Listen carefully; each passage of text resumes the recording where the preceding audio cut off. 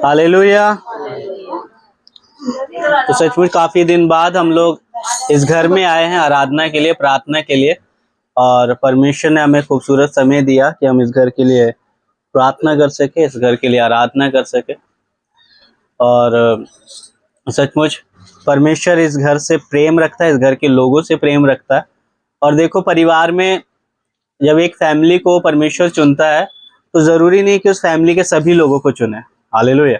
हमें इस बात को समझना होगा कि परमेश्वर जिससे प्रेम करता है, परमेश्वर जिसको चाहता है उसे चुनता है। तो इस परिवार के ऊपर परमेश्वर ने अपनी दया तो रखी है, ऐसा नहीं है कि नहीं रखा, लेकिन इस परिवार के लोगों को परमेश्वर ने चुना हुआ। हालेलुया। तो हमें इस बात को समझना होगा कि हमारा जो चुनाव है वो खुदा की तरफ से। हम जितना मर्जी परमेश्वर से भागने की कोशिश करें, लेकिन खुदा हमें फिर अपने पास ले आएगा। जैसे हम परमेश्वर के कलाम में देखते हैं कि योना नबी के विषय में देखते हैं किस तरीके से योना को परमेश्वर ने कहा था कि तुझे मेरे लिए इस्तेमाल करना चाहता हूं मैं। परमेश्वर अपने लिए उसे इस्तेमाल करना चाहता था, लेकिन योना क्या कहता है, बहाने मारता और कहता है नहीं परमेश्वर नहीं, मेरी जगह आप किसी और को चुन लो, मेरी जगह आप किसी और को इस्तेमाल कर लो, मैं तो ऐसा नहीं हूं जैसा आपको चाहिए।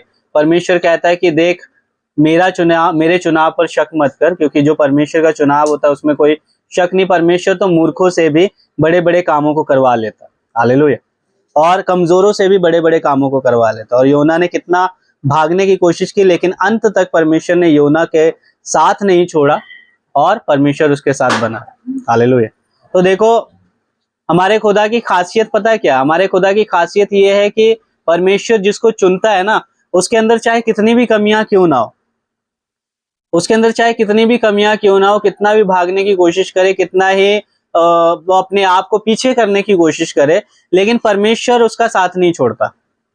परमेश्वर ये नहीं कहता, या परमेश्वर उससे शर्माता नहीं है, या परमेश्वर उससे क्या कहते हैं, मन नहीं भर जाता कि यार छोड़ो इसको, इसका मन ही नहीं है, छोड़ दो इसको, मैं किसी और को चुनता हूं। ऐसा नहीं करता। खुदा उसके पीछे तब तक लगा रहता है जब तक वो अपने आप को परमेश्वर के मुताबिक ना बना ले। जैसे मूसा नबी के विषय में जो हम जानते हैं, मूसा नबी ने क्या कहा, मैं तो बोलने में भी अच्छा नहीं हूं, फिर भी तू मुझे क्यों इस्तेमाल करना चाहता। परमेश्वर क्रोधित होता है और परमेश्वर कहता है कि देख, मैंने तो तेरा ही चुनाव किया और मैं तुझे ही इस्तेमाल करना चाहता हूँ। हालेलुया। तो यहाँ पर देखो, परमेश्वर जिस पर अपना हाथ रखता है, चाहे वो मनुष्य पीछे हटने की कोशिश करे, लेकिन खुदा पीछे नहीं हटता। परमेश्वर उसे अपने हिसाब से, अपने मुताबिक बनाने की पूरी पूरी कोशिश करता है। हालेलुया। तो इन बातों को बताने का मेरा मेन मकसद क्या है? इन बातों को बताने का मेन मकसद ये है कि मैं खुद भी वैसा था। मैं अपनी बात करूं, मैं अपनी लाइफ की बात करूं, मैं खुद भी उसी तरीके का था। वो वाली लाइट ओनू यहाँ पर लगा दे, वो जो बाहर वाली है। एक मिनट पॉज कर दे इसको। ठीक है। तो मैं इन बातों को बताने का अर्थ पता है क्या है? देखो, यहाँ पर अगर आज मैं आपको परमेश्वर की आराधना कर रहे हैं, मैं, मेरा परिवार, या मैं खुदा के कलाम को बता रहा हूँ, मैं आपको हकीकत बताऊं, मैं ये सब कुछ नहीं करना चाहता था, सच बताऊं। क्योंकि मैं एक मौज मस्ती वाला लड़का था और मेरे अंदर बहुत कमियां थे, बहुत घमंडी इंसान था मैं। और मुझे ये सारी चीजें बिल्कुल भी पसंद नहीं थी, ये सब करना, आराधना करना, प्रार्थना करना, चर्च जाना है, मुझे कुछ भी इन सब चीजों से कोई मतलब नहीं था। मेरे को ये था कि भाई, मेरा जो सीन था वो ये था कि मैं खुश रहना चाहिए, बस बस मुझे, मेरी कोई जरूरत है वो पूरी होनी चाहिए। दुनिया जो मर्जी करे, मुझे उससे कोई मतलब नहीं। मेरा जो पहले का नेचर था वो ये था।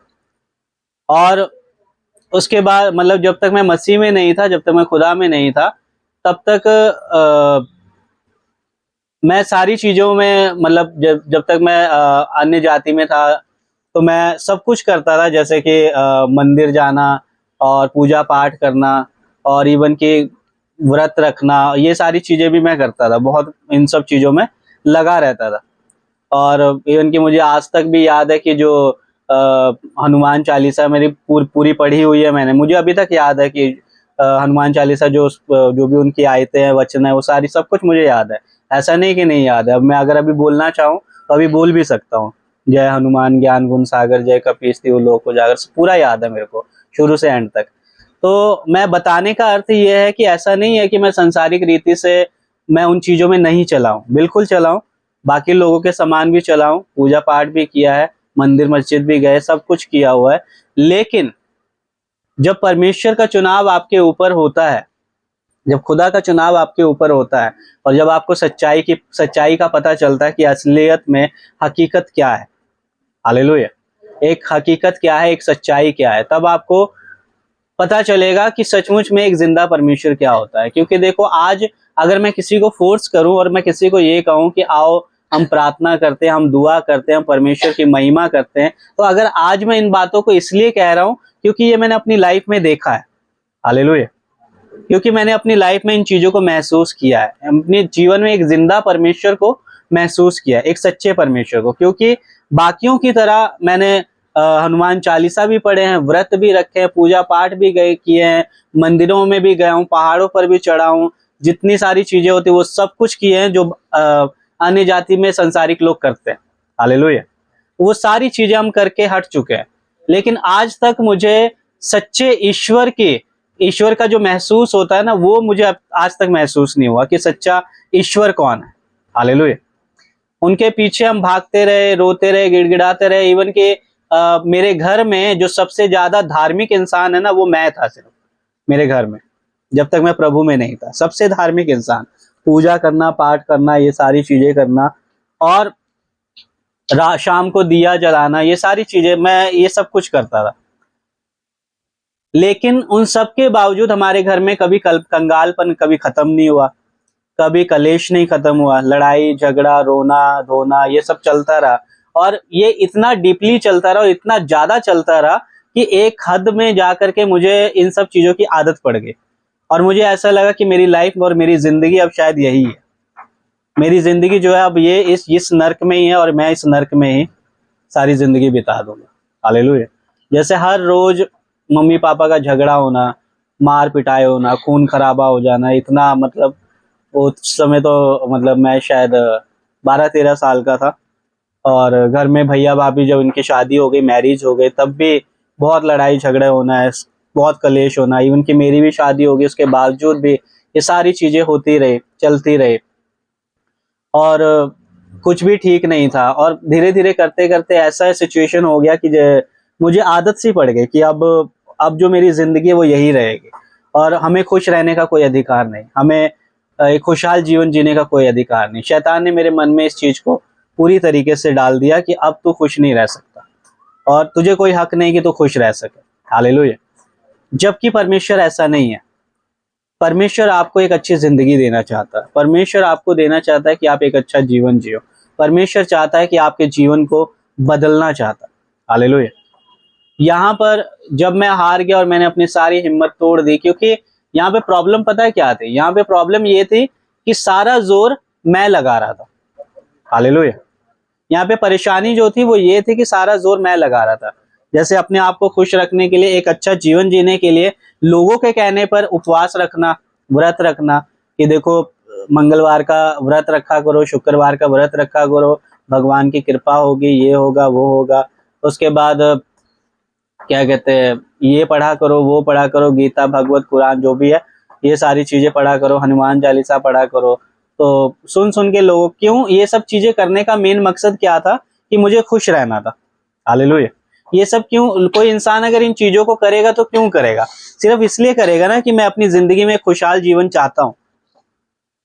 आपको अगर किसी ने कोई आकर आपको कहता है कि आप ये ग्रंथ पढ़ो, या ये वचन पढ़ो, या ये चालीसा पढ़ो, या ये शुक्रवार वाला चालीसा पढ़ो, या सोमवार वाले व्रत रखो, तो उनका रखने का मकसद क्या है? इन सब चीजों का रखने का मकसद क्या है? इन सब चीजों का रखने का मकसद हमारा सिर्फ एक ही है कि मैं खुश रहूं, मेरा परिवार खुश रहे, मेरे घर में किसी तरह की प्रॉब्लम ना हो। लेकिन मैं सालों साल इन चीजों को करता रहा, सालों साल अपने नाक रगड़ता रहा, सालों साल जो चीजें जरूरत है, जैसा लोगों ने कहा, जैसा लोगों ने बोला, वैसा मैं करता रहा। जैसा पंडितों ने बोला, जैसे बड़े बड़े धार्मिक लोगों ने बोला, वैसा वैसा करता रहा, हालेलुया। लेकिन मैं आपको निराशा के साथ बताऊं कि मुझे आज तक उन चीजों का कोई फायदा नहीं हुआ, आज तक, निराशा के साथ। और मैं कभी इस चीज को बोलूं कि गर्व से कह सकूं कि हाँ मुझे फायदा हुआ, कि जब हुआ ही नहीं तो मैं क्या बोलूं आपको। सालों साल में उन चीजों को करता रहा, क्योंकि रियलिटी ये है कि वो हकीकत है ही नहीं, वो सच्चाई है ही नहीं। आज आपको इस बात को समझना होगा कि पूरी दुनिया, क्योंकि अगर वो सच्चाई होता, अगर वो सच होता तो पूरी दुनिया उस चीज को मानते, सिर्फ हिंदुस्तान में ही क्यों माना जाता। हालेलुया। अब इस चीज को समझो कि आज लोग पढ़ने के लिए विदेश जाते हैं, और जितनी भी टेक्नोलॉजी से आज देख लो आप, लाइट देख लो, पंखा देख लो, टीवी देख लो, मोबाइल देख लो, आपको क्या लगता है कि यह इंडिया के लोगों ने किया होगा, हिंदुस्तान के लोगों ने ये सब बनाया होगा? नहीं।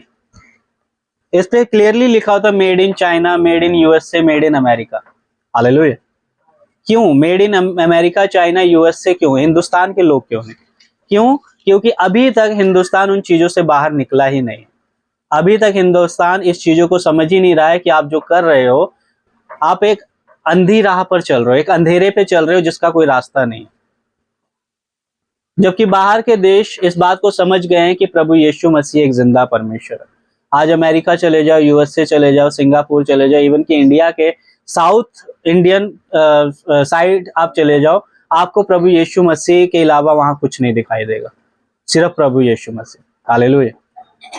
अब मैं अगर प्रभु यीशु मसीह के पीछे अगर आज मैं चल भी रहा हूं तो क्यों चल रहा हूं? मैं अगर आपको बोलूं, चलो बाकियों की मैं बात आपको मैंने कर दी, आपको बता दी कि बाकियों के मैंने कि जब तक मैं नहीं था खुदा में तो ये सारी चीजें हुई मेरे साथ, और मैंने पूरा कोशिश किया। ऐसा नहीं है कि मैंने जोर नहीं लगाया, ऐसा नहीं है कि मैंने हिंदू रीति रिवाजों को पूरा ना किया हो, सब कुछ किया मैंने।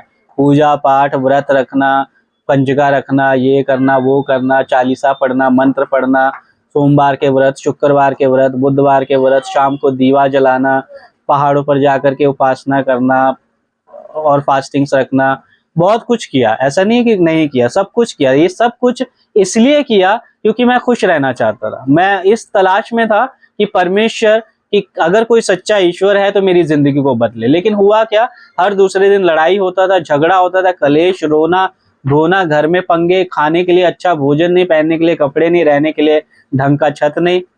ये सारी चीजें क्या मिला ये सब करके? कुछ भी नहीं। क्यों? क्योंकि हम एक अंधेरी राह पर चल रहे थे जिसका कोई रास्ता नहीं। हालेलुया। यह हकीकत मैं आपको बता रहा हूं। अब यहाँ पर मैं प्रभु यीशु मसीह की बढ़ाई क्यों कर रहा हूँ, और मैं क्यों कह रहा हूँ कि ऐसा कि खुदावंद प्रभु यीशु मसीह ही एक सच्चा ईश्वर है। उसका रीजन क्या है? उसका रीजन ये है कि आप सबको पता है कि मेरे को अस्थमा की बीमारी थी। हालेलुया। अस्थमा की बीमारी थी, और एक ऐसी बीमारी जिसको लिए डॉक्टर ने मुझे साफ शब्दों में कह दिया था कि आपका लड़का, आपका बच्चा ये कभी ठीक नहीं हो पाएगा, कभी नहीं, क्योंकि एक लाइलाज बीमारी है जिसका कोई इलाज नहीं। हालेलुया। और आप यकीन मानो, जब मैं चर्च में गया फर्स्ट टाइम, और मैं आपको बताता हूँ मेरी चर्च की शुरुआत कैसे हुए थे। चर्च की शुरुआत मम्मी की वजह से नहीं हुए थे, चर्च की शुरुआत खुदा ने खुद मेरे द्वारा किए थे। हालेलुया। मम्मी से तो परमेश्वर का दर्शन बाद में हुआ था, मेरे से शुरुआत कैसे हुए थे। और मुझे आज जब मैं उन चीजों को याद करता हूँ तो मुझे हैरानी होती है कि मतलब खुदा तो शुरुआत से ही मेरे साथ था, बस मैं परमेश्वर के साथ नहीं था। क्योंकि हम लोग रहते थे सुंदर नगर रहते थे हम लोग, मैं और मेरा परिवार। वहां पर हमारा 50 गज का घर था, और उस समय वो ज्यादा डेवलप भी नहीं था, खेत खेत वगैरह वहां पर थे। और उस समय की बात है कि मैं वहीं खेलता था अपने घर के पास। और मैं कुछ 2-3 पॉइंट्स बताऊंगा जो इस बात का सबूत है कि परमेश्वर शुरुआत से हमारे साथ था। तो उस समय जब मैं वहां खेलता था और देखता था जो गेहूं की बालियां होती थी, ऊंची ऊंची पक्की पक्की, तो मैं खेलते हुए मैं देखता था उन बालियों के ऊपर दूर बीचों बीच एक पन्ना, एक कागज पड़ा हुआ। तो मैं खेत के बीच में घुस जाता था, उन बालियों को ऐसे हटाते हटाते बीच में चला जाता था, और उस पन्ने को उठाता था। उस पन्ने को उठाता, उसमें यीशु मसीह की कहानी लिखे होते थे, और मैं उसको पढ़ता था। उसमें कार्टून एक चित्र बना होता था, और उसको यीशु, उस समय मैं होऊंगा मेरे ख्याल से शायद 10 साल का होऊंगा उस समय। तो मैं उस पेज को पढ़ता था और उसमें यीशु मसीह की कहानी लिखे होते थे, और मुझे ऐसा लगता था कि पता नहीं ऐसे उड़ के आ गया होगा शायद। फिर उसके बाद दूसरे दिन फिर मैं देखता हूँ कि वहां पर फिर एक कागज पड़ा हुआ। फिर मैं जाता हूँ, उठाता हूँ, उसकी अगली कहानी लिखी हुई है उस पर। तीसरे दिन फिर मैं देखता हूँ, उसको वहां पर एक और कागज पड़ा हुआ उस बालियों के ऊपर। फिर मैं जाता हूँ, उठाता हूँ, उस पर अगली कहानी लिखी हुई। हालेलुया। ये कोई इत्तेफाक नहीं हो सकता, ये मैं अपनी, क्योंकि देखो मैं भी एक पढ़ा लिखा इंसान हूँ, मैं कोई अनपढ़ इंसान तो हूँ नहीं। ऑफिस चला रहा हूँ, ठीक है, 40-50 प्रोजेक्ट संभाल रहा हूँ अपने अपने ऑफिस में 4-5 लाख का प्रोजेक्ट का काम कर रहा हूँ। तो ऐसा तो नहीं है कि मैं अंधभक्ति कर रहा हूँ, जो मैं मेरे साथ हुआ मैं उस चीज को आपको बता रहा हूँ।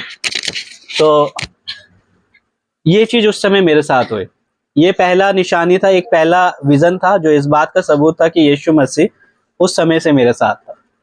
उसके बाद दूसरी बार क्या हुआ कि मेरा एक दोस्त था, मेरे भाई का दोस्त था विकास, और उसने हमें बोला था कि हम ऐसा करते हैं, क्रिसमस आ रहा है, हम चर्च में चलते हैं।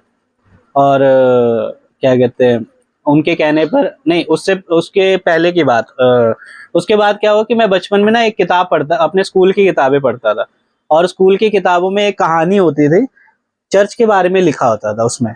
और स्कूल वाली किताबों में उसमें क्या होता था कि क्रिसमस कैसे मनाया जाता है। और मैं उसको बहुत, मुझे बहुत खुशी होती थी उसको पढ़ने में, पता नहीं क्यों, जबकि मैं उस समय मसीह में भी नहीं था। और उसमें लिखा होता था कि क्रिसमस के समय में लोग चर्च जाते हैं, प्रार्थना करते हैं, दुआ करते हैं, कैंडल जलाते हैं, और उसके बाद सेंटा क्लॉज होता है, और बच्चे बच्चे जुराबों को टांगते हैं क्रिसमस के दिनों में बाहर, ताकि सेंटा क्लॉज आए और उसमें गिफ्ट डाल कर जाए, इस उम्मीद से। और जब मैंने इस कहानी को पढ़ा, उस समय मैं था 12-13 साल का था, और जब मैंने इस कहानी को पढ़ा, और पता नहीं मुझे क्यों क्या हुआ, मैंने जो मेरे दोस्त फ्रेंड थे, जो बच्चे बच्चे हम लोग जैसे बच्चे छोटे छोटे हैं ना, तो उनको मैं बोलता था कि रात को ना तुम लोग अपने जुराब टांग देना, देखना रात को सेंटा क्लॉज आएगा, तुम लोग के लिए गिफ्ट देकर जाएगा। तो मेरे कहने पर उन सब ने जुराबे टांग दिए। रात को मैं और मेरा भाई, हम दोनों 12-1 बजे हम जाते थे, उन सबके जुराबों में टॉफी वगैरह, गिफ्ट वगैरह, खिलौने वगैरह डाल करके आ जाते थे। और क्यों करते थे मुझे नहीं पता, हालेलुया। और हमें पता नहीं क्यों मजा आता था ये करके, और हम वो करते थे। हमने वो किया। सुबह बच्चे देखते थे, खुश होते थे, हमें आकर के ये देख मुझे गिफ्ट मिला, ये देख मुझे गिफ्ट मिला, ऐसे बोलते थे। और ये इसकी शुरुआत कब हुई, ये शुरुआत मेरे से हुई कि जब मैंने ये किताब पढ़ी थी, तो मैंने वैसे ही अपनी मम्मी से बोला कि मम्मी ये देखो, इसमें कहानी लिखी हुई है कि जुराब टांगो तो सुबह क्या बोलते, रात को सेंटा क्लॉज आता है और उसमें गिफ्ट डाल के जाता है। और मैंने, मम्मी ने बोला अच्छा ऐसी बात है तो जा टांग दे। तो मैंने जाके रात को टांग दिए, और सुबह उठा तो उसमें सचमुच में गिफ्ट था, उसमें टॉफी थी, खिलौने थे, जो भी था। और बाद में मुझे, अभी उस टाइम तो नहीं, बाद में इस उम्र में मुझे पता चला अपने भाई से कि वो सारे गिफ्ट मेरा भाई रखता था, मेरा भाई और मेरी मम्मी रखते थे। तो अब ये देखो ये चीजें हमसे क्यों जुड़ी हुई है, क्यों हमारे साथ ये चीजें हो रही है। उसके बाद तीसरी बात क्या हुई कि मेरे भाई का दोस्त था विकास, और उसने, उसको पता नहीं क्रिसमस वाला दिन था, वो आया और उसने मेरे को हम सबको ये बोला कि चलो हम लोग चलते हैं, क्रिसमस चर्च चलते हैं, और वहां जा करके हम लोग क्रिसमस मनाते हैं। और जैसे ही उन्होंने बोला मुझे बहुत खुशी हुई, मैं, मेरे को और मेरे भाई को, हमें बहुत खुशी हुई। हमने कभी चर्च नहीं गए और हमें बहुत खुशी हुई। हमने बोला कि हाँ हाँ क्यों नहीं, चलते चलते। हम लोग पैदल ही निकल गए, क्योंकि पैसे पूसे तो थे नहीं हमारे पास। यहाँ से हम लोग निकल गए, जो पास्टर गुप्ता जी का चर्च है वहां पर चले गए हम लोग क्रिसमस मनाने के लिए। और उस टाइम था, मैं शायद 14 साल का था उस टाइम। तो वहां पर हम लोग क्रिसमस सेलिब्रेट करने के लिए चले गए। हमें नहीं पता कि कैसे चर्च जाते हैं, क्या करते हैं वहां जा करके। तो वहां पर गए, हमने चर्च देखा, क्रिसमस सेलिब्रेट किया हम लोग। और मेरा एक फ्रेंड था परवेश, वो भी हमारे साथ गया हुआ था। तो उन दिनों में जब हम लोग प्रार्थना कर रहे थे उस समय, तो मतलब मुझे तो प्रार्थना नहीं आती थी, हम लोग तो ऐसी हंसी मजाक कर रहे थे वहां पे, क्योंकि हमें तो नॉलेज थी नहीं कि चर्च में करते क्या है। तो हम लोग जैसे शरारती बच्चे होते हैं, उस टाइम हम लोग वैसे थे। तो हम लोग चर्च में जाके बस हल्ला गुल्ला कर रहे थे, चिल्लम चिल्ली कर रहे थे बस वहां जा करके। तो मेरा जो दोस्त था परवेश, वो वहीं खड़ा था, और वो अचानक से गिर गया वो। और वो गिर गया, और जब जैसे ही वो गिर गया, तो मैं उसको पूछा, मैं कहा क्या हुआ तेरे को। वो गिरा हुआ था लेकिन होश में था, और वो कहता है कि कुछ नहीं हुआ, मैं ठीक हूँ। मैं कहा तो फिर गिरा क्यों है। कहता पता नहीं, मुझे नहीं समझ आ रहा मैं क्यों गिर गया। तो फिर उसको हमने उठाने की कोशिश की, वो नहीं उठ रहा था, बट गिरा हुआ था वो। और उसके बाद फिर जब हमने देखा कि वो उठ ही नहीं रहा है, वो लेटा हुआ है, गिरा हुआ है, और बोल रहा है अच्छे से, बात भी कर रहा है, लेकिन उठ नहीं पा रहा वो। तो उसके बड़े भाई को हमने बोला कि आप इसको ले जाओ, मुझे लग रहा है इसकी तबीयत खराब हो गई है। लेकिन असल में हुआ ये था कि जैसे पवित्र आत्मा का आगमन होता है, तो उस समय उसको पवित्र आत्मा ने टच किया था। हालेलुया। और हमें इस बात का ज्ञान नहीं था, क्योंकि हम लोग खुद भी नए थे, हमें नहीं पता था कि ये सब चीजें होती है। तो जब ये चीज बाद में, आज आज मुझे उन चीजों के बारे में जब मैं सोचता हूँ, तब मुझे पता लगता है कि हमें उस समय उसको भेजना नहीं चाहिए था, हमें उसके लिए प्रार्थना करना चाहिए था उस टाइम। और मुझे तो उसका ज्ञान नहीं था कि प्रार्थना कैसे करते, दुआ कैसे करते। तो ये तीसरी चीज वहां पर हुई। तो उसके बाद जा करके फिर मेरे, जब हमने घर यहाँ पर खरीदा, यहाँ घर खरीदने के बाद तब जाके हमारे पास एक टीवी था, छोटा सा ब्लैक एंड वाइट टीवी होगा, ब्लैक एंड वाइट टीवी था। और उसमें एक बाहर की फॉरनियर एक प्रचारक है, जॉयस मेयर करके। तो हमारे टीवी पे ना कोई एंटीना नहीं लगा था, कोई तार नहीं लगा था। तो हमने अपने टीवी को ऑन किया और उस पे जी टीवी चल रहा था, और जी टीवी चल रहा था और उस पर एक शो आ रहा था, जॉयस मेयर का, मैं शो का नाम भूल गया। और हैरानी की बात है कि वो बिना किसी तार के चल रहा था। हालेलुया। बिना किसी तार के, और उसमें वचन चल रहा था। और वचन किसका? परमेश्वर का वचन। हालेलुया। उसकी जगह कुछ और नहीं चल रहा है, सिर्फ वो चल रहा है। मैं सोच रहा हूँ कि चलो अच्छी बात है, हमारे टीवी में केबल चल रहा है, वो भी बिना तार के। तो मैं सोच रहा हूँ कि कार्टून देख लेता हूँ, कार्टून देख रहा हूँ, कार्टून चल नहीं रहा, परमेश्वर का वचन चल रहा। ये चौथी चीज जो खुदा ने इस बात को साबित किया कि मैं शुरुआत से तुम्हारे साथ था। हालेलुया। तो यहाँ पर परमेश्वर उस, और मम्मी को वो वचन बहुत पसंद था। मम्मी, हम लोग उस टाइम हिंदू रीति रिवाज में थे, हिंदू धर्म में थे, लेकिन मम्मी को वो चीज पसंद आती थी और मम्मी उसे बहुत देखते थे और उनको अच्छा लगता था वो। और हैरानी की बात है कि हमें ना केबल के पैसे भरने पड़ते थे, टीवी चलता रहता था, वचन चलता है, और सिर्फ वचन चलता था और कुछ नहीं चलता था। और कुछ लगाने लगो चलता ही नहीं था। मैं कहा यार ये क्या बात है, हम लोग परेशान, मैं बोर हो जाता था यार, सारा दिन वचन चलता रहता है और कुछ क्यों नहीं चलता। वचन चल के खत्म, केबल गायब। हालेलुया। तो जब तक वचन चल रहा है तब तक टीवी चल रहा है, जैसे ही वचन खत्म सब गायब। हालेलुया। और मैं हैरान होता था उस टाइम कि यार ये क्या है यार, कार्टून तो चलाओ, मूवी तो चलाओ, कि वचन क्यों चली जा रहा है इसमें। तो उसके बाद फिर आखिर में परमेश्वर ने पूरे तरीके से इस परिवार को तब चुना जब परमेश्वर ने अपना क्लियर विजन मम्मी को दिया। हालेलुया। पूरे तरीके से, और इस बात को साबित कर दिया कि तेरा बेटा, तेरा हस्बैंड, तेरे बच्चे, ये घर, ये जमीन और इसका आने वाला वंश, इस सब पर केवल और केवल मेरा अधिकार। परमेश्वर ने साफ शब्दों में इन बातों को जाहिर किया। हालेलुया। तो इन बातों से बताने का अर्थ यह है कि जब तक मैं अन्य जाति में था और जिनके पीछे मैं भागता रहा, उससे मुझे कुछ नहीं मिला, और ना ही इस बात से मुझे कोई फील हुआ कि हाँ सचमुच में कोई ईश्वर है भी या नहीं। वो बस ऐसा लग रहा था कि जैसे मैं बिना किसी मकसद के चल रहा हूँ, एक अंधेरे कमरे में जिसका कोई दरवाजा नहीं। लेकिन परमेश्वर, जिसको मैंने कभी पुकारा ही नहीं, जिसको मैंने कभी बुलाया ही नहीं, वो हमेशा हमारे साथ था। वो हमेशा बीच बीच में अपने कामों को दिखा दिखा करके इस बात को साबित करता रहा कि मैं हूं। जब उन्होंने देखा, परमेश्वर ने देखा कि ये मेरी बातों को समझ नहीं पा रहा, तब उन्होंने पूरे तरीके से अपने आप को हमारे ऊपर जाहिर कर दिया। हालेलुया। और सबसे हैरानी की बात है और सबसे गर्व की बात है कि हमें यीशु मसीह में आने के लिए किसी की जरूरत नहीं पड़ी। यहाँ पर बैठा हर व्यक्ति को इस चर्च के द्वारा प्रभु यीशु मसीह के बारे में पता चला। लेकिन सबसे गर्व की बात है कि मैं और मेरा परिवार बिना किसी के बुलाए आज खुदा के साथ। कहने का मतलब कि अगर पीछे बैठे लोग अगर यहाँ पर बैठे हैं तो उन्हें यीशु मसीह के बारे में बताया गया। यहाँ पर बैठे लोग अगर यहाँ बैठे हैं और चर्च आ रहे हैं तो उन्हें यीशु मसीह के बारे में बताया गया। लेकिन हमारे परिवार को किसी ने नहीं बताया। हमारे परिवार को अगर परमेश्वर के बारे में किसी ने बताया है तो खुद प्रभु यीशु मसीह ने। हालेलुया। खुद प्रभु यीशु। और यही सबसे बड़ी बात है, सबसे बड़ी बात। और सबसे बड़ी बात, मेरी जो अस्थमा की बीमारी थी वो चर्च में जाने के एक हफ्ते के बाद ठीक हो गई, जो आज तक कभी ठीक नहीं हुई थी। हालेलुया।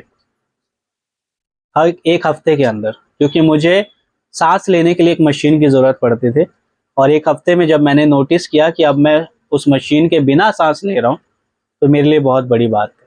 हालेलुया। बताने का अर्थ यह है कि ऐसा नहीं है कि खुदा नहीं है, ऐसा नहीं है कि ईश्वर नहीं है। जिस परमेश्वर ने इस आकाश और धरती को बनाया है, जिस परमेश्वर ने इस संसार को बनाया, तो इसको कोई चलाने वाला भी तो होगा ना। आज अगर नीता यहाँ बैठी है तो उसको जन्म देने वाला भी तो कोई है ना। आज अगर संजना यहाँ बैठी है तो उसको जन्म देने वाला भी कोई है। अगर यहाँ मैं बैठा तो मुझे जन्म देने वाला कोई है। अगर आप इस फ्रिज को देख रहे हो तो इसको बनाने वाला भी कोई है। शायद हम मुझसे ना मिले हो, लेकिन किसी ने तो बनाया है ना इसको। टीवी को हम यूज करते हैं, उसको बनाने वाला तो है ना। हम ये नहीं कह सकते कि उसको बनाने वाला कोई नहीं है। हम ये नहीं कह सकते कि मैं उससे मिला नहीं हूं तो इसका मतलब कि ये अपने आप बन गया, ऐसा नहीं है। आज जिस फोन को आप यूज कर रहे हो उसको मैन्युफैक्चर करने वाला तो कोई है ना।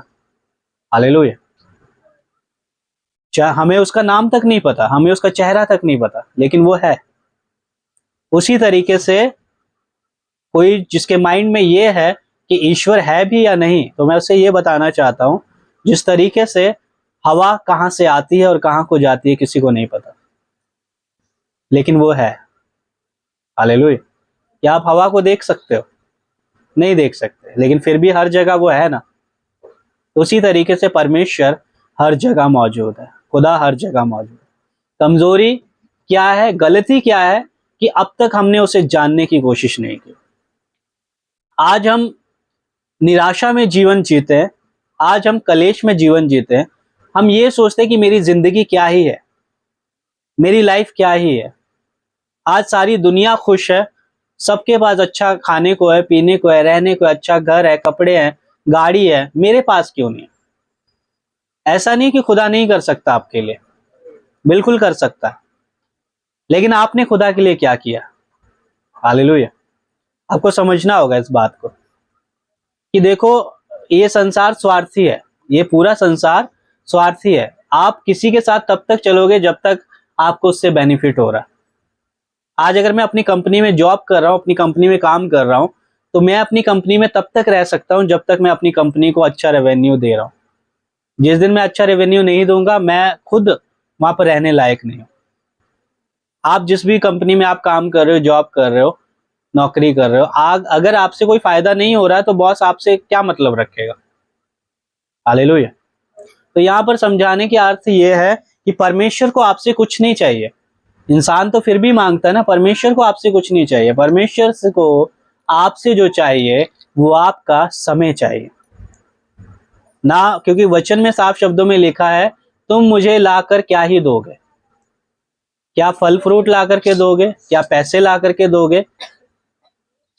तुम मेरे ही बनाई हुई चीजों को, मेरे ही हाथ की बनाई हुई चीजों को मुझे ला करके दोगे, चढ़ाओगे, तो कौन सा बड़ा काम करते? हालेलुया। हम देखते हैं ना अन्य जातियों में किस तरीके से बड़े बड़ा पैसा जा करके भेंट कर देते हैं, फ्रूट भेंट कर देते हैं, ताज भेंट कर देते हैं, चेयर भेंट कर देते हैं। लेकिन खुदा कहता है कि तुम मेरे ही बनाई हुई चीजों को मुझे दे करके कौन सा बड़ा काम करते हो? फल फ्रूट किसने बनाया? मनुष्य ने कि परमेश्वर ने बनाया? परमेश्वर ने बनाया। जो पैसा रुपया आप जा करके चढ़ा रहे हो वो कौन दे रहा है? खुदा दे रहा है। हालेलुया। तो जब परमेश्वर की बनाई हुई चीजों को तुम खुदा को दे करके, हम क्या क्या साबित करना चाहते हैं कि हम परमेश्वर को दे रहे हैं। खुदा कहता है मुझे जरूरत नहीं है इन चीजों की, परमेश्वर को जरूरत नहीं है। परमेश्वर कहता है आकाश मेरा सिंहासन है और धरती मेरे पांव रखने की जगह। तुम मेरे लिए ऐसा कौन सा स्थान बनाओगे जहां तुम मुझे रख सको? और इंसान की सबसे बड़ी गलती है कि वो परमेश्वर के लिए खुदा को एक छोटे से मंदिर में रखने की कोशिश करते हैं। हालेलुया। ईंटों का, पत्थर का, लक्कड़ का, मिट्टी का एक छोटा सा हिस्सा बना लेंगे और उसमें उसको रखने की कोशिश करेंगे। आपको एक किचन में रख दिया जाए और आपको ये बोला जाए कि आपको पूरा साल इसमें रहना है, आप रह लोगे?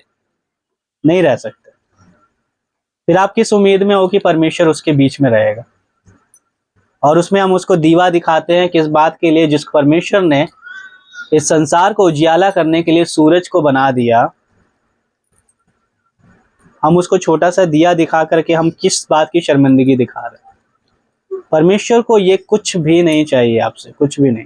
खुदा को आपसे चाहिए आपका समय, परमेश्वर को आपसे चाहिए आपका शरीर। जो सबसे कीमती चीज है ना, जो परमेश्वर को चाहिए, वो आप हो, सिर्फ आप। हालेलुया। इस बात को समझना आप। परमेश्वर का कलाम कहता है, क्या तुम नहीं जानते कि तुम्हारा शरीर परमेश्वर का मंदिर है और परमेश्वर इसमें वास करना चाहता। तो आपको इस बात को समझना होगा, खुदा को आपसे ना रुपया चाहिए, ना पैसा चाहिए, ना फल चाहिए, ना फ्रूट चाहिए, कुछ नहीं चाहिए आपको उससे। उसको आपसे चाहिए आपका शरीर, आपकी आत्मा, आपकी सोच विचार, आपका चलना फिरना उठना बैठना, आपकी सोच समझ। उसको आपकी सिर्फ विश्वास चाहिए। और खुदा का कलाम कहता है, परख कर देखो कि यहोवा कैसा भला है। पूरे ग्रंथ, पूरी दुनिया की कोई भी ग्रंथ पढ़ लो, कोई आपको ऐसा चैलेंज नहीं देगा। जबकि परमेश्वर आपसे कहता है कि मैं तुझसे चैलेंज देता हूं कि तू एक बार मुझे टेस्ट करके देख। अगर मैं तेरे विश्वास पे खरा ना उतरा तो मैं तुझे खुद कहता हूं मुझे मत मानना। हालेलुया। यीशु मसीह खुद कहता है, परमेश्वर खुद कहता है, अगर मैं तेरे विश्वास पर खरा ना उतरा तो तू मुझे मत मानना। तेरा मुझ पर विश्वास है कि प्रभु मेरे जीवन को बदल दे। अगर एक हफ्ते के अंदर, एक महीने के अंदर ना बदल दूं तो मेरा नाम बदल देना। हालेलुया। परमेश्वर करेगा, लेकिन आप करने वाले, बनने वाले, कहने वाले तो बनो। हम परेशान किस बात के लिए? हम परेशान इस बात के लिए कि मेरी माँ मेरा साथ नहीं देती, मेरा पिता मेरा साथ नहीं देता, मेरा भाई, मेरा बहन मेरा साथ नहीं देता। लेकिन वचन में पता है क्या लिखा है? वचन में लिखा है, तुझे जन्माने वाले तेरे माता पिता तुझे भूल सकते, तुझे दूध पिलाने वाले तेरे माता पिता तुझे भूल सकते, लेकिन तेरा परमेश्वर तुझे कभी ना भूलेगा। जो इस दिन आप इस बात को समझ जाओगे ना कि आपको इनकी असल में जरूरत है नहीं। माता पिता अच्छी बात है, ऐसा नहीं है कि हमें उनकी इज्जत नहीं करना, बिल्कुल इज्जत करना, उनके साथ रहना है, भाई बहनों के, परिवार के, रिश्तेदारों की। लेकिन आपका संपूर्ण विश्वास परमेश्वर पे होना चाहिए। पहला स्थान आप बच्चों से ज्यादा, पेरेंट्स से ज्यादा परमेश्वर को दो। खुदा को जब आप दोगे पहला स्थान, तब आप परमेश्वर के अगुवाई को अपने जीवन में महसूस करोगे, तब आप खुदा को अपने जीवन में महसूस करोगे। अब मैं आपको एक चीज और बताता हूं कि जब तक हम अन्य जातियों में थे, जब तक हम पूजा पाठ, मंदिर और चालीसा वगैरह और तंत्र मंत्र, इन सारी चीजों में लगे हुए थे, मैं उसकी एक सच्चाई बताना चाहता हूँ कि अब तक, क्योंकि देखो, जब तक मैं अन्य जाति में था तब तक हमारी बुद्धि बंद थी। मैं सच बता रहा हूँ, हमारी बुद्धि बंद थी, क्योंकि हमें सोचने का भी हक नहीं था। कि अगर हम कोई सवाल भी करें तो पंडित हमसे पूछता था, देव तुमको ये सवाल करने की जरूरत नहीं है, तुम अपना काम से काम रखो। अगर हम पूछ लेना कि पंडित जी इस मंत्र का अर्थ क्या है, तुमको इसकी जरूरत नहीं है। हालेलुया। पंडित जी इसका मतलब क्या बनेगा, तुमको इसकी जरूरत नहीं है, हम खुद देख लेंगे। हालेलुया। हमें सवाल करने का भी हक नहीं। देखो, जिस खुदा ने आपको और मुझको बनाया है, उसने हमें जो बुद्धि दी है, तो हमें सवाल करने का भी हक है कि अगर आज मैं खुश नहीं हूं तो क्यों नहीं हूं, इतना पूजा पाठ करके भी मेरी जिंदगी क्यों बर्बाद पड़ी, इतना मानने के बावजूद भी मेरी हालत क्यों खराब है। ऐसा नहीं है, खुदा आपको खुश देखना चाहता है। परमेश्वर, प्रभु यीशु मसीह, पूरे बाइबल में, खुदा के कलाम में आप पढ़कर देख लो, यीशु मसीह ने कभी नहीं कहा कि मैं तुम्हें खुश नहीं देखना चाहता। परमेश्वर आपसे हमेशा कहता है, प्रभु में सदा आनंदित रहो। हालेलुया। और जब मैं प्रभु में आया तब मेरी बुद्धि खुलना शुरू हो गई, मुझे चीजें समझ आने लगी। अब यहाँ पर मैं आपके सामने एक सवाल रखता हूँ और मुझे अपने हिसाब से आप जवाब देना, और मुझे, अगर मैं गलत होऊंगा तो मुझे बोलना कि नहीं पास्टर जी आप गलत कह रहे हो। हिंदुओं में एक बात है कि वो लोग, कहने का मतलब उनका ये है कि आप लोग मांस मच्छी नहीं खा सकते, आप लोग अगर हिंदू धर्म में हो तो आपको ये सब चीजें शोभा नहीं देती, आप ये सब चीजें नहीं कर सकते। बट मैं एक सवाल पूछता हूँ, जो हम फोटोज देखते हैं शेरा वाली माता की या कोई भी माता की हम देखते हैं, और जिस शेर के ऊपर वो माता बैठी हुई है, क्या वो शेर घास खाता होगा? वो भी तो मांसाहारी होगा ना। तो आप खुद सोचो ना कि वहां पर कौन सा नियम लागू है। या काली माता ने जो इतने लोगों को मारा और अपने गले में मुंडियों को टांग लिया, उसका क्या मतलब है? हम उसे सही कैसे कह सकते हैं? किसी का खून कत्ल करना कैसे सही हो सकता है? और अगर आज यही सवाल हम पंडितों से पूछ ले तो वो हमारा मुंह बंद करवा देंगे। नहीं नहीं, तुम्हें हक नहीं है ये सब पूछने का। मैं खुलेआम इन चीजों को बोलता हूँ क्योंकि मैं अंगीकार नहीं कर पा रहा हूँ, मैं एक्सेप्ट नहीं कर पा रहा हूँ कि मैं अब तक जिस चीजों में था वो हकीकत था ही नहीं, वो सच्चाई था ही नहीं। बहुत सारे सवाल है मेरे अंदर, लेकिन मैं अगर उनको पूछने लगूं तो किसी के पास कोई जवाब नहीं मिलेगा उसका।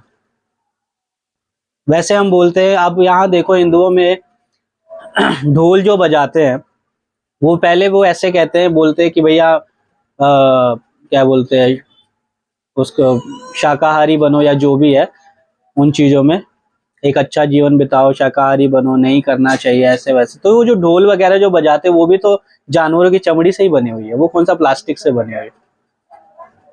हालेलुया। तो वो सारी चीजों को क्यों नहीं छोड़ रहे वो लोग? वो चीजों को भी समझो ना। जब इन चीजों को करना है तो दिखावा क्यों? तो दिखावे वाली चीजों को दूर रखो, जो सच्चाई है उसके पीछे चलो, जो चीजें होनी है वो तो होनी ही है। अब इन चीजों को समझो। परमेश्वर ने एक चक्रव्यूह बनाया है एक जीवन जीने का, और वो चक्रव्यूह क्या है? आप सबको पता है कि मुर्गी हर रोज अंडा देती है, हर रोज। और अगर उस अंडे को ना खाया जाए इंसान के द्वारा तो ये पूरी दुनिया उस गंदगी से भर जाएगी। और एक मछली कितने अंडे देती है? हजारों, लाखों, एक बार में। और अगर ना खाया जाए तो पूरा समुद्र भर जाएगा और रोड पर आ जाएगी मछली। तो ये सारी चीजें खुदा ने हम सबके खाने पीने के लिए, हमारी खुशहाली के लिए, सारी चीजें जो है हम सबके लिए की है। जब आप बाइबल को पढ़ोगे, आप समझोगे, तब आपको पता चलेगा कि ये सब कुछ परमेश्वर की योजना का एक हिस्सा ही है। ये सब कुछ एक चक्रव्यूह है।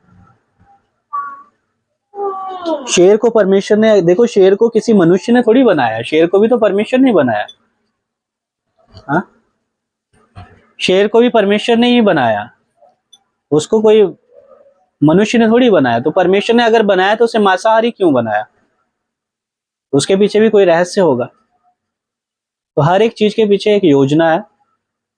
आज अगर एक कसाई बैठा है तो क्यों बैठा है, एक मोची बैठा है तो क्यों बैठा है, एक शाकाहारी है तो वो क्यों है, या एक मांसाहारी है तो वो क्यों है? सबके पीछे एक रीजन। और सब बेहतर है, कोई ऐसा नहीं है कि सब गलत है, सब कुछ सही है, कुछ गलत नहीं। बस दिक्कत ये है कि हमको समझ नहीं, हमने अपनी तरफ से एक रणनीतियां बना ली है, अपनी तरफ से एक योजनाएं बना ली। हम कहते हैं कि हम मांसाहारी चीजें नहीं खाते। अब गाय के दूध, गाय का जो दूध होता है वो भी तो मांस में से ही होकर गुजरता है, वो कौन सा एक अलग चीज है? हालेलुया। तो ये चीजें को जब मैं अकेले बैठ करके सोचता हूँ तब मेरे को समझ आता है कि भाई ये सब तो सिर्फ एक वो है, ढोंग है जो चल रहा है अन्य जातियों में। दही जो कीटाणुओं की वजह से बनता है, कि जब एक दूध सड़ जाता है तब वो दही बनता है। और सड़ी हुई चीज मतलब उसमें कीटाणु होगा, उसमें जीव होगा। और जिस दही को हम खा रहे हैं या चढ़ा रहे हैं वो पवित्र कैसे हो सकता है? हालेलुया।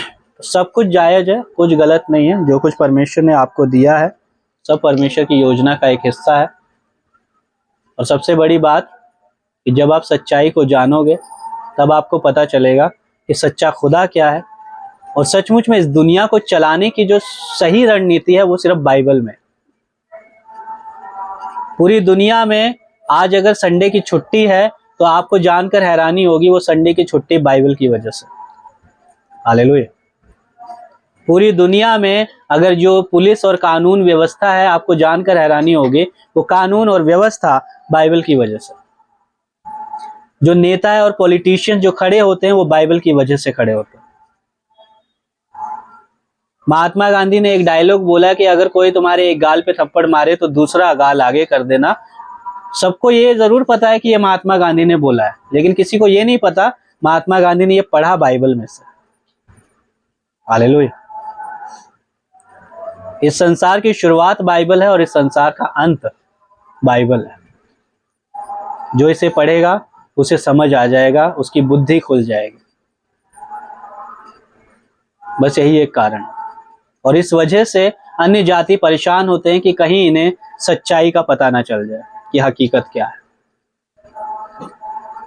और मैं जब तक अन्य जाति में था, मैं सच्चे ईश्वर की तलाश में था। चाहे मुझे पता है कि मैंने अपना बहुत सारा समय झूठ के पीछे व्यतीत किया, लेकिन इतना जरूर था कि खुदा मुझे चुन लेगा। इतना जरूर था कि परमेश्वर, देखो, जो सच्चे परमेश्वर की तलाश में चाहे किसी भी रास्ते में चल रहा हो, लेकिन खुदा को जब पता चलता है ना कि ये सच्चाई को जानना चाहता है, तो परमेश्वर किसी भी तरीके से उस तक पहुंच जाएगा, किसी भी तरीके से। और जो चीजें मैंने आपको बताई है वो कोई झूठ नहीं है, वो एक हकीकत है, क्योंकि मेरे साथ हुई है वो चीजें। हालेलुया। और आपको बताने का अर्थ यह है कि आप भी इन बातों पर विश्वास करो। और मैं ये नहीं कह रहा हूँ जबरदस्ती, परख कर देखो, मेरी तरफ से चैलेंज है। जो चाहता है ना जानना, इस हफ्ते के अंदर अंदर देख लेगा कि खुदा क्या है। हालेलुया। परमेश्वर क्या है, एक बार ट्राई करके देखो और जानने की कोशिश करो। खुदा से अपनी जुबान खोल करके सिर्फ इतना कह दो, परमेश्वर मैं खुश रहना चाहता हूँ, मेरे लिए रास्तों को तैयार कर। और कैसे और किस तरीके से करेगा आपको नहीं पता चलेगा। हालेलुया। प्रभु आप सबको आशीषित करे। आइए हम सब अपनी आंखों को बंद करेंगे और प्रार्थना करेंगे। टाइम हो गया।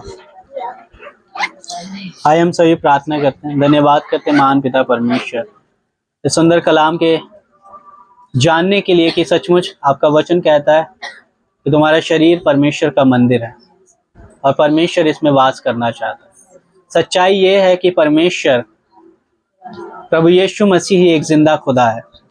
सच्चाई ये है कि प्रभु यीशु ने मसीह ने कहा, भले चंगे को वैद्य की नहीं बल्कि बीमारों को वैद्य की जरूरत है। जो इस तलाश में है, जो सच्चे परमेश्वर की तलाश में है, उसे सच्चाई जरूर पता चलेगी। खुदा का कलाम कहता है जो धार्मिकता के भूखे और प्यासे हैं उन्हें जल्द से जल्द तृप्त किया जाएगा। ब्लेस करे, आशीषित करे और इस परिवार पर अपना अभिषेक भरा हाथ बनाए रखे। यीशु के नाम में सारी प्रार्थना को मांगते हैं, आमीन।